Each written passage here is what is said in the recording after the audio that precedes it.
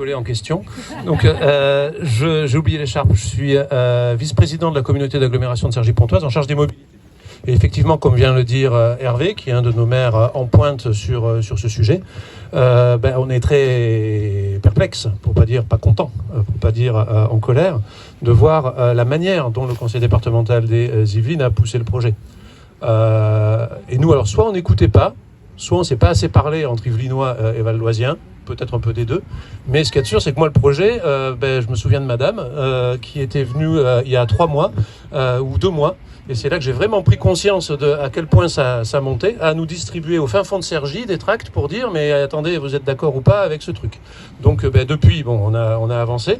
Sous l'impulsion d'un certain nombre de maires, la communauté d'agglomération prend une motion qui dit des choses simples. Un, il faut absolument revoir l'étude d'impact qui date d'il y a plus de 15 ans, si ce n'est 20, j'ai plus la date exacte en tête, sur laquelle se fondent des choses, 2009, voilà, donc 15 ans. Voilà.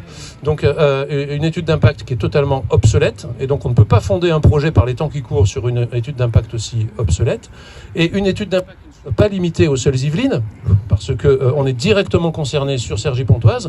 Alors là où on est directement concerné, c'est la nationale 184, celle qui passe à travers des Ragny, qui ensuite prolonge derrière, et qui était l'objet du bouclement de la Francilienne, qui concerne le Copra, qui est dans le vieux combat.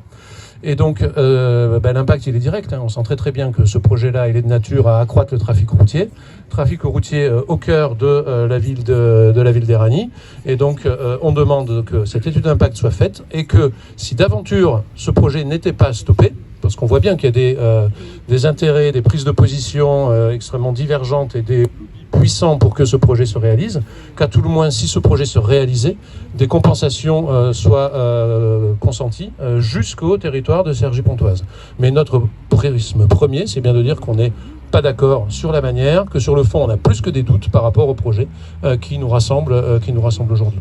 Après, à titre plus personnel, je vais un cran plus loin. Effectivement, je considère en tant que citoyen engagé, en tant qu'élu socialiste et compagnie, que cette affaire-là n'est absolument pas plus d'actualité. On est sur un projet, ça a été dit, d'un autre temps, et que le genre de mobilisation qui sont là sont salutaires. Et pour reprendre l'aspect financier, le pognon, si j'entends parler de 200 millions de pognon qui est mis sur ce truc.